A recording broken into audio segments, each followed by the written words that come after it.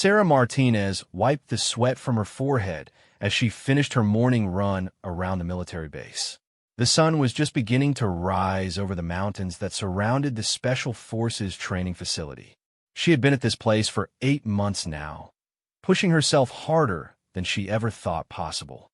At 26 years old, Sarah was one of only 3 women attempting to qualify for the elite Ranger unit. Her brown hair was always pulled back in a tight ponytail, and her dark eyes held a determination that had carried her through every challenge so far. Growing up in a small town in Texas, she had always been different from other girls her age. While they played with dolls, she was outside climbing trees and learning to shoot with her grandfather. Her grandfather, Roberto, had been a Marine in Vietnam. He taught her everything about firearms, respect for the military, and the importance of never giving up. When he passed away 2 years ago, Sarah decided to honor his memory by joining the military. She started as a regular soldier, but quickly proved herself worthy of special training. The Special Forces program was brutal.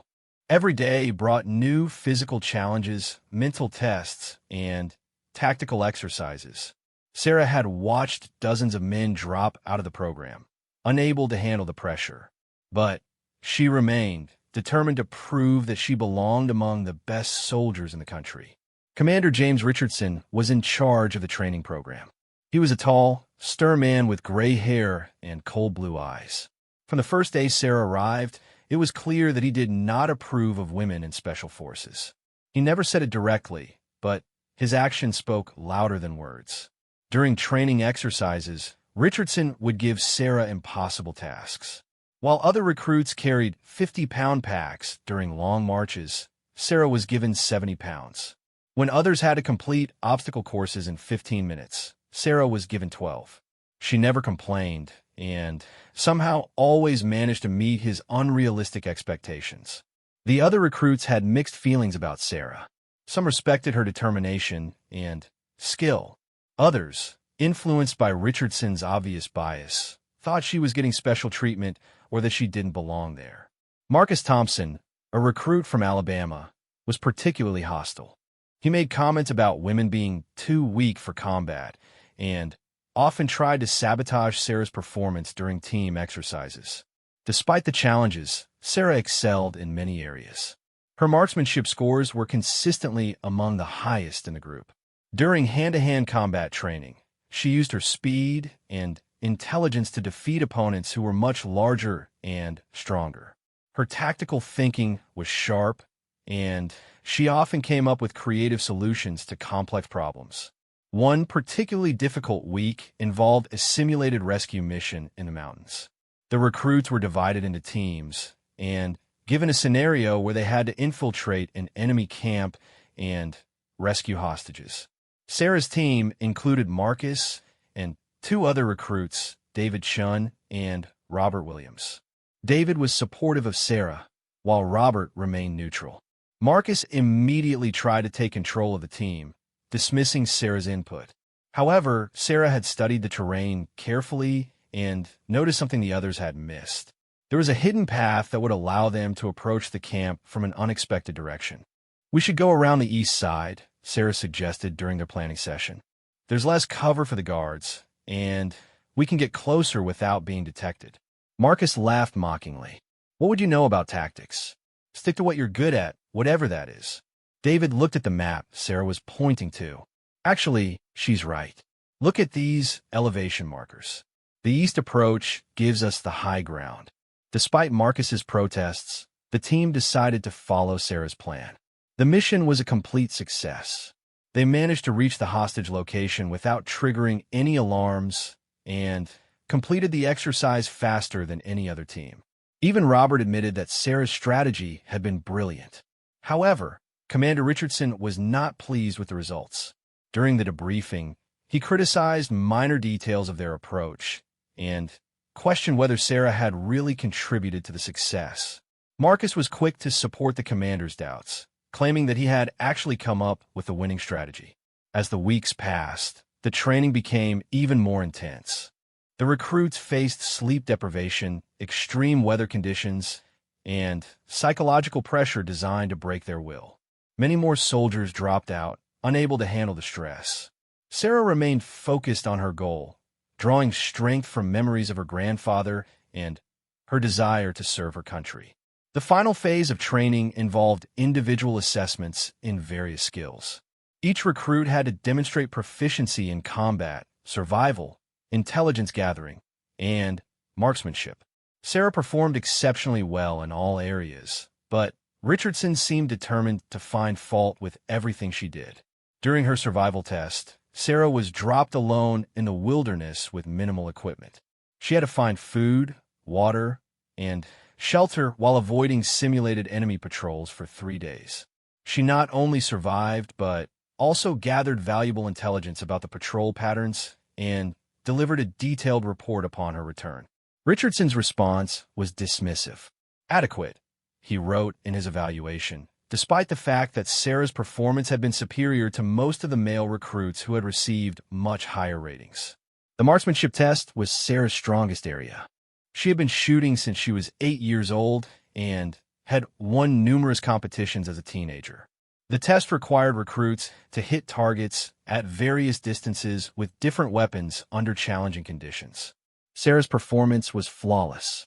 She hit every target with precision that impressed even the veteran instructors who were observing. Her scores were the highest recorded in the program's history. The other recruits watched in amazement as she consistently placed shots in the center of targets that many of them could barely hit. But even this exceptional performance was not enough for Richardson. He found technical violations of protocol, questioned the calibration of her rifle, and suggested that the weather conditions had somehow given her an unfair advantage.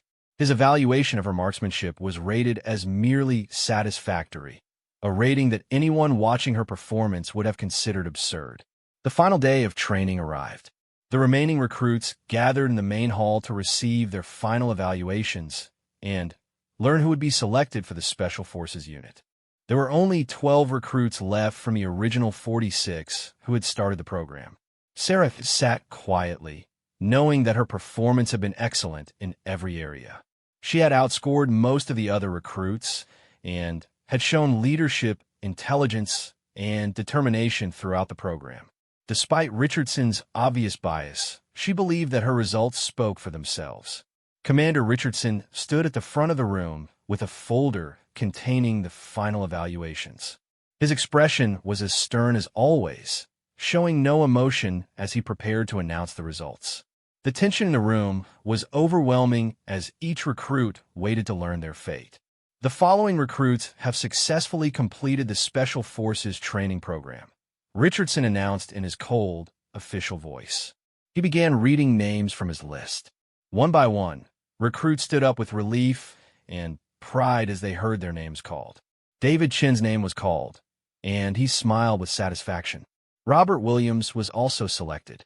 Even Marcus Thompson, despite his poor teamwork skills, was chosen for the unit. Sarah listened carefully, waiting to hear her name. As the list continued, Sarah's confidence began to fade. More names were called, but hers was not among them. When Richardson finished reading, 11 recruits had been selected. Sarah was the only one whose name had not been called. The room fell silent as everyone realized what had happened. The recruit with the highest scores, the best marksmanship performance, and excellent ratings in all areas had been dismissed from the program. Several recruits looked confused and uncomfortable with the decision. Richardson looked directly at Sarah with cold satisfaction. "Ms. Martinez, your performance has been determined to be insufficient for Special Forces qualification. You will be returned to your previous unit effective immediately." Sarah stood up slowly, her face showing no emotion despite the shock and disappointment she felt inside. She had expected challenges and bias, but she had believed that excellence would ultimately prevail. The reality of military politics and prejudice was more powerful than she had anticipated. "Sir, may I request to see my evaluation scores?" Sarah asked in a steady voice. Richardson's jaw tightened. "The evaluations are confidential military documents.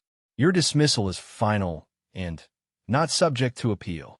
As Sarah gathered her belongings and prepared to leave the facility, several recruits approached her privately. David was visibly angry about the unfair decision.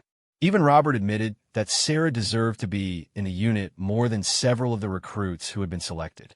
"This isn't right," David whispered as Sarah packed her gear. "Everyone knows you were the best shooter and one of the smartest tacticians in the group." Sarah appreciated their support, but she knew that complaining would not change anything. The military hierarchy was absolute, and Richardson had the power to make decisions based on his personal prejudices rather than merit. As she left the Special Forces facility, Sarah felt a mixture of anger, disappointment, and determination. She had been dismissed unfairly, but she was not defeated. Her grandfather had taught her that setbacks were opportunities to prove one's character. She would find another way to serve her country and prove her worth as a soldier. The bus ride back to her original base gave Sarah time to think about her future. She had two choices: accept the unfair dismissal and settle for a conventional military career, or find a way to demonstrate her abilities so convincingly that even people like Richardson could not ignore her value. As the bus pulled away from the mountains and headed toward the desert base where Sarah would return to regular duty, she made a silent promise to herself. She would not let prejudice and politics define her military career. Somehow, she would prove that Commander Richardson had made a serious mistake in dismissing her from Special Forces. Sarah returned to Fort Brennan, a dusty military base in the middle of the Nevada desert. The contrast with the elite Special Forces facility was stark. Here, the buildings were older, the equipment was less advanced, and the mission was routine patrol and training duties. For someone who had just completed 8 months of the most challenging military training in the country, the assignment felt like punishment. Captain Lisa Rodriguez was the commanding officer of Sarah's new unit. She was a practical woman in her mid-30s who had worked her way up through the ranks the hard way. Unlike Commander Richardson, Rodriguez seemed to evaluate soldiers based on their abilities rather than their gender. "I've read your file, Martinez," Rodriguez said during their first meeting. "Your Special Forces training scores were impressive, even if they didn't select you for the unit. I'm curious to know what really happened up there." Sarah chose her words carefully. Military protocol discouraged soldiers from criticizing superior officers, even when those criticisms were justified. "I completed all requirements of the program, ma'am. The final selection decisions were based on factors beyond my control." Rodriguez nodded, understanding more than Sarah's diplomatic answer revealed. "Well, their loss is our gain. I'm assigning you to the Advanced Reconnaissance Unit. It's not Special Forces, but it's challenging work that requires intelligence and precision." The reconnaissance unit was responsible for gathering information about potential threats in the desert region. Drug smugglers, illegal border crossings, and occasional terrorist activity kept the unit busy. It was dangerous work that required excellent marksmanship and tactical skills. Sarah's new teammates were Sergeant Mike Johnson, a veteran with 15 years of military experience, and Corporal Jennifer Walsh, a communications specialist who had joined the military after college. Both soldiers were competent and professional, but they had never worked with someone who had Special Forces training. Mike was initially skeptical about working with Sarah. He had heard rumors about her dismissal from Special Forces and wondered if she had been removed for good reasons. However, his doubts disappeared quickly when he saw her performance during training exercises. During her first week with the unit, Sarah demonstrated shooting skills that surpassed anything Mike had seen in his 15-year career. Her tactical knowledge was advanced, and her physical conditioning was exceptional. Jennifer was immediately impressed and grateful to have another woman in the unit who could serve as a role model. "Where did you learn to shoot like that?" Mike asked after watching Sarah hit targets at distances that challenged even veteran snipers. "My grandfather taught me when I was young," Sarah replied. "The Special Forces training helped me refine the techniques." As weeks passed, Sarah's reputation within the unit grew. She consistently performed better than expected on every assignment. Her reports were detailed and accurate, her judgment was sound, and her marksmanship was becoming legendary among the soldiers at Fort Brennan. The reconnaissance unit's missions typically involved monitoring remote areas of the desert where illegal activities were suspected. Teams would establish observation posts and gather intelligence for several days at a time. The work required patience, attention to detail, and the ability to remain hidden while observing potential threats. During one mission, Sarah's team was tasked with monitoring a canyon where intelligence suggested drug smugglers were operating. They established a position on a ridge that provided a clear view of the area, while keeping them concealed from anyone passing below. For 2 days, they observed normal desert wildlife and occasional legitimate travelers. On the third day, Jennifer detected radio communications suggesting that a smuggling operation was about to begin. The team prepared their equipment and waited for the suspects to appear. As the sun began to set, a convoy of 3 vehicles entered the canyon. Through their scopes, the team could see that the vehicles were heavily loaded and that several armed men were accompanying them. Sarah counted at least 12 individuals, all carrying military-style weapons. Mike established communication with base headquarters while Sarah and Jennifer documented the activities with photographs and detailed observations. The smugglers appeared to be using the canyon as a temporary storage area, unloading packages from the vehicles and hiding them in caves along the canyon walls. Suddenly, one of the smugglers pointed in the direction of the team's observation post. They had been discovered, despite their careful concealment. The smugglers began shooting toward the ridge, and bullets began striking rocks near the team's position. "We need to move," Mike shouted over the sound of gunfire. "They've got our position." The team began a tactical withdrawal, but the smugglers were pursuing them with superior numbers and firepower. As they moved through the rocky terrain, Jennifer stumbled and injured her ankle. She could barely walk, let alone run from armed pursuers. Mike made the difficult decision to call for helicopter extraction, but the nearest support was at least 30 minutes away. The team needed to find a defensive position where they could hold off the smugglers until help arrived. Sarah spotted a cluster of large rocks that would provide cover from multiple directions. The team established a defensive perimeter with Jennifer in the center, protected from enemy fire. Mike positioned himself to cover the main approach route, while Sarah took a position with a clear view of the canyon floor.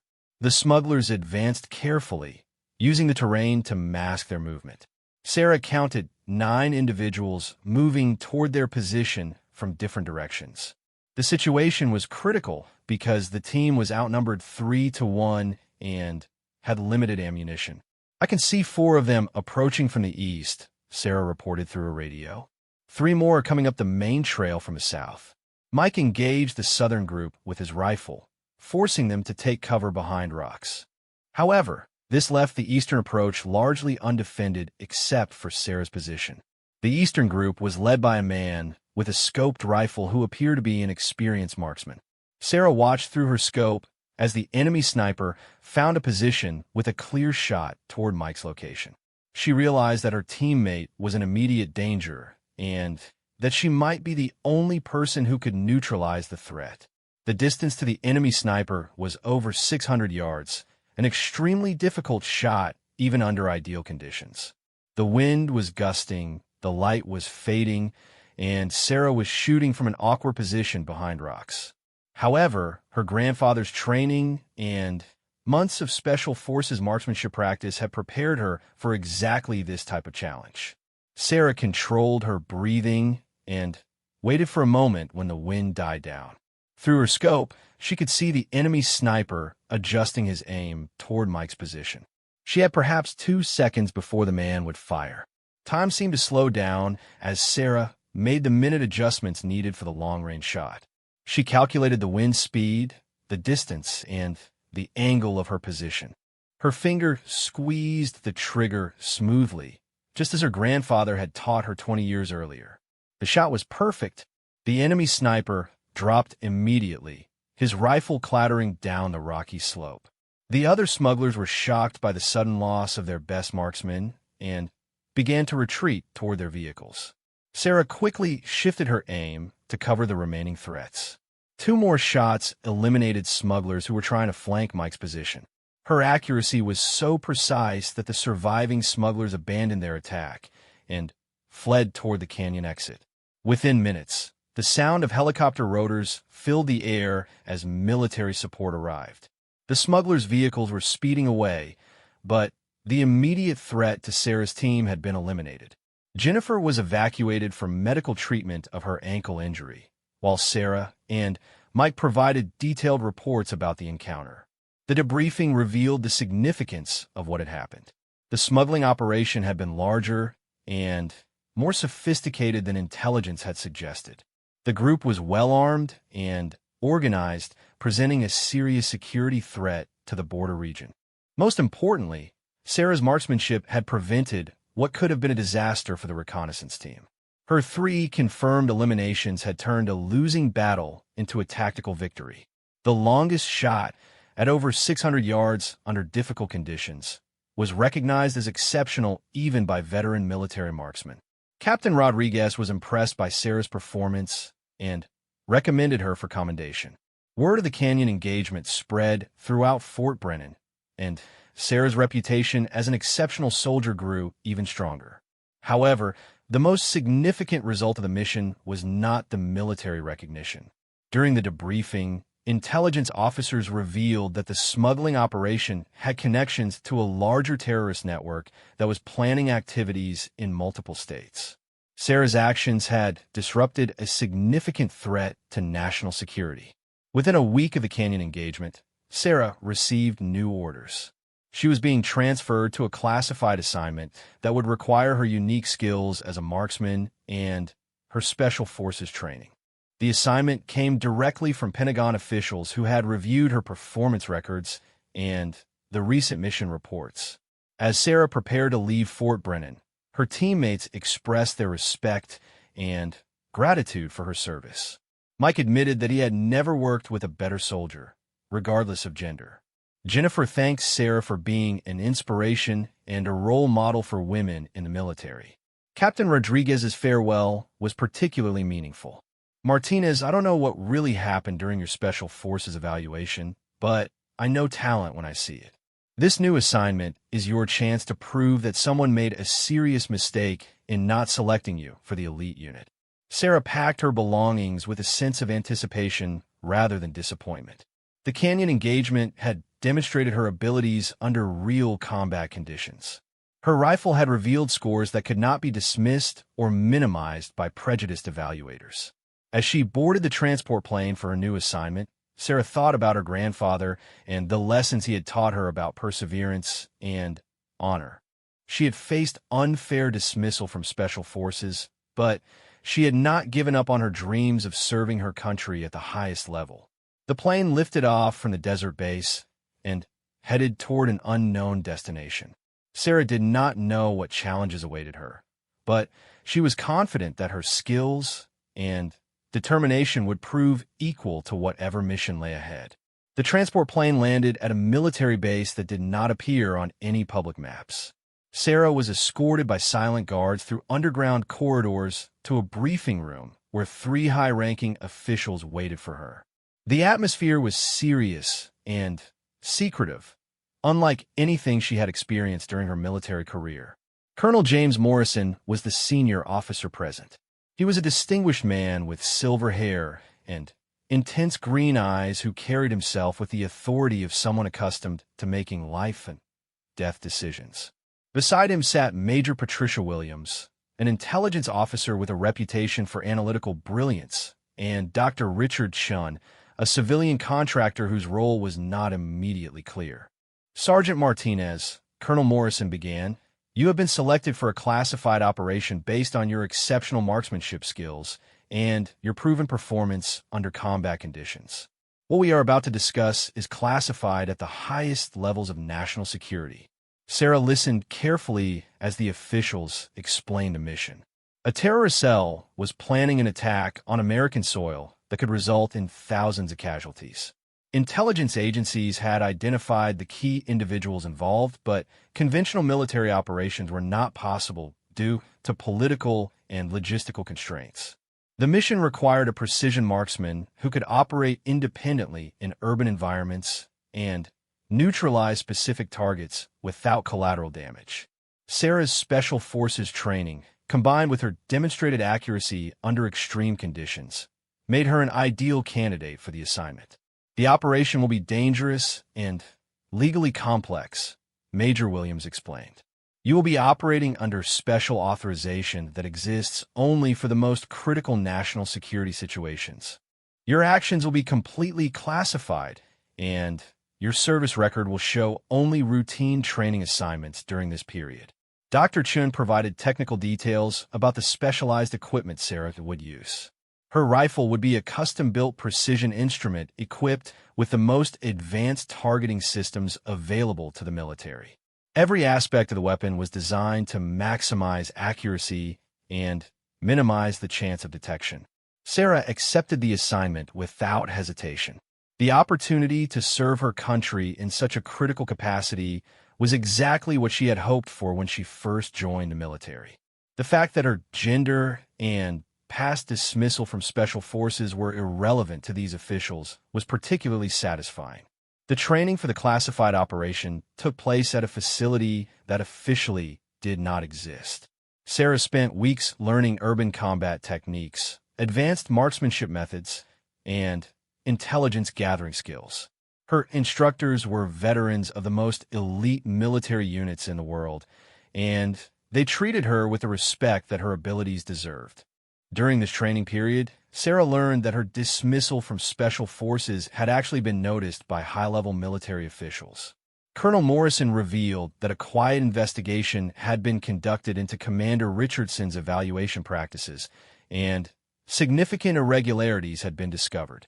Richardson was found to have systematically discriminated against female candidates and minority soldiers, Morrison explained.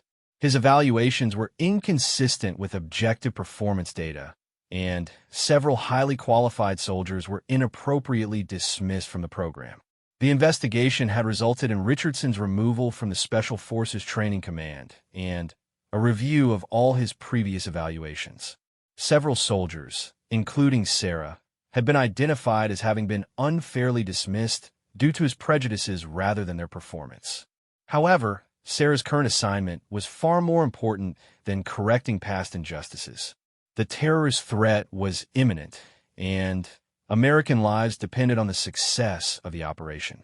Sarah's personal vindication would have to wait until the mission was completed. The target was a terrorist leader named Hassan al-Mansuri, who was planning to coordinate multiple simultaneous attacks in major American cities. Intelligence indicated that he would be attending a secret meeting in a downtown building where conventional military forces could not operate without causing international incidents. Sarah's mission was to eliminate al-Mansuri during a narrow window of opportunity when he would be exposed on the rooftop of the building where the meeting was taking place. The shot would have to be taken from over a mile away, requiring precision and skill that only a handful of marksmen in the world possessed. The operation began with Sarah's deployment to an urban location where she could establish a shooting position with clear lines of sight to the target building. She would have only one opportunity to take the shot, and failure would likely result in the terrorist disappearing permanently and carrying out his planned attacks. Sarah spent 3 days in position, waiting for intelligence confirmation that al-Mansuri was present at the target location. The shooting position was uncomfortable and exposed, requiring her to remain motionless for hours while monitoring the target area through her scope.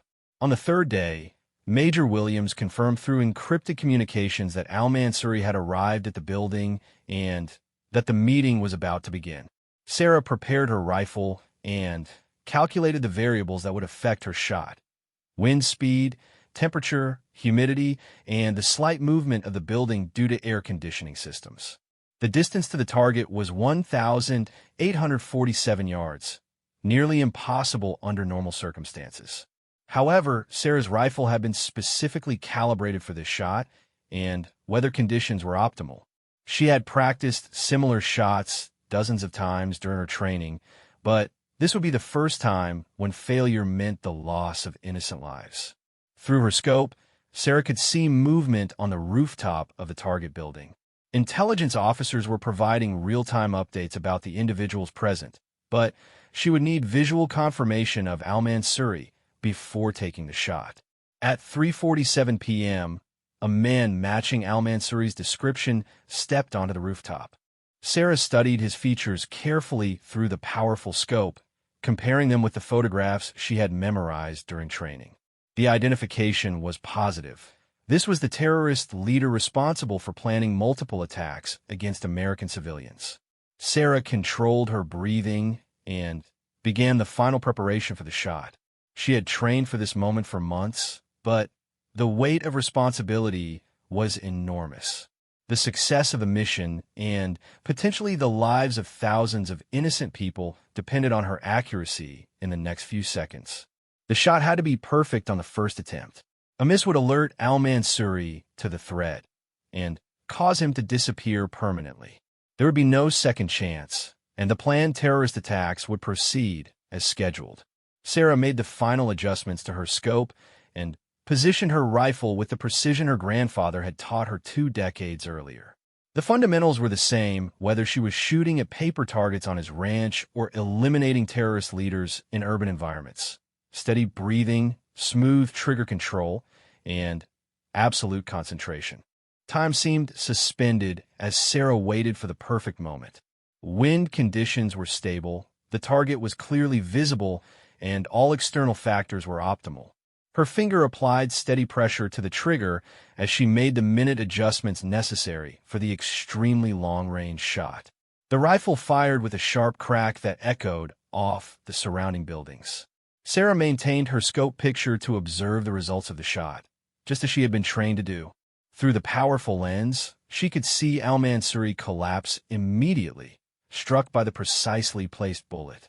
Confirmation came through her radio within seconds. Target down. Mission accomplished. Major Williams's voice was calm, but carried undertones of relief and satisfaction. The terrorist leader was eliminated, and his planned attacks against American cities had been prevented. Sarah quickly disassembled her rifle and began the extraction procedure. Within minutes, she was moving through predetermined escape routes, leaving no trace of her presence at the shooting location. The entire operation had been completed with the precision and secrecy that characterized the most successful military missions. The debriefing took place back at the classified facility where Sarah had received her initial mission assignment. Colonel Morrison, Major Williams, and Dr. Chun were all present to review the details of the successful operation and its implications for national security. Sergeant Martinez, Colonel Morrison began, "Your performance on this mission has been exceptional. The precision of your shot under extremely difficult conditions prevented what could have been the most devastating terrorist attack in American history." Intelligence reports revealed that al-Mansuri's planned attacks would have targeted shopping centers, schools, and transportation hubs in 6 major cities. The coordination of simultaneous attacks could have resulted in casualties numbering in the thousands and would have caused widespread panic throughout the country. Sarah's single, perfectly placed shot had eliminated not only the terrorist leader, but also the organizational capability needed to carry out such a complex operation. The other conspirators lacked al-Mansuri's experience and contacts, and intelligence agencies were able to identify and arrest them before they could reorganize. The success of the mission led to Sarah's immediate promotion and assignment to the military's most classified anti-terrorism unit. Her Special Forces dismissal was officially reversed, and she was offered the opportunity to join any elite military unit of her choosing. However, the most significant recognition came from an unexpected source. Commander Richardson, the officer who had dismissed Sarah from Special Forces training, requested a private meeting to discuss her military career and his previous evaluation. Richardson appeared older and less confident than Sarah remembered from their encounters during Special Forces training. His request for the meeting was unusual and suggested that he had something important to discuss regarding their past interactions. "Sergeant Martinez," Richardson began, "I have recently become aware of the details of your classified assignment and your exceptional performance and service to our country. I also understand that my evaluation of your abilities during Special Forces training was inadequate. Sarah maintained military bearing and protocol despite her personal feelings about Richardson's past treatment. She was curious to hear what the man who had dismissed her despite her superior performance would say about her recent success. Richardson continued with obvious difficulty. An investigation into my evaluation practices revealed significant inconsistencies in my assessment methods. I have been removed from the Special Forces Training Command, and my previous evaluations are being reviewed for bias and inaccuracy. The admission was significant because it represented official recognition that Sarah's dismissal had been based on prejudice rather than merit. However, Sarah realized that vindication was less important to her now than it had been when she first left the Special Forces facility. Your recent mission performance proves that I made a serious error in judgment, Richardson concluded. I offer my apology for the injustice you suffered and my congratulations for your exceptional service to our country. Sarah accepted the apology with dignity, but without satisfaction. The recognition was welcome, but her focus had moved beyond personal vindication to the larger mission of protecting American lives through her unique skills as a marksman. Following the meeting with Richardson, Sarah was offered the opportunity to return to Special Forces with immediate acceptance into any unit of her choosing. However, she declined the offer and chose instead to continue working with the classified anti-terrorism program. The specialized unit offered challenges and responsibilities that exceeded anything available in conventional Special Forces assignments. Sarah would be working with the most advanced equipment and the most critical missions related to national security. Colonel Morrison was pleased with Sarah's decision to remain with the classified program. Martinez, your skills are too valuable to waste on conventional military assignments. The threats our country faces require soldiers with your exceptional abilities and dedication. As Sarah began her new assignment with the anti-terrorism unit, she reflected on the journey that had brought her from a small town in Texas to the highest levels of military service. The unfair dismissal from Special Forces had been disappointing, but it had ultimately led her to assignments where her abilities could have the greatest impact. Her grandfather's lessons about perseverance and honor had proven correct. Temporary setbacks could become opportunities for greater achievement if one maintained faith in their abilities and commitment to their principles.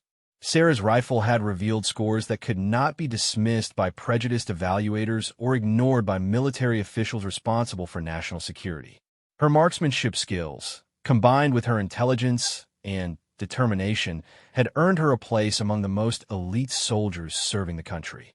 The transformation from a dismissed Special Forces candidate to a critical national security asset demonstrated that merit and perseverance ultimately overcome prejudice and politics. Sarah had proven that her grandfather's faith in her abilities had been justified, and that his lessons about never surrendering to unfair treatment had been wise. As she prepared for her next classified assignment, Sarah knew that her military career was just beginning. The skills she had developed and the reputation she had earned would continue to serve her country in ways that few soldiers ever have the opportunity to experience.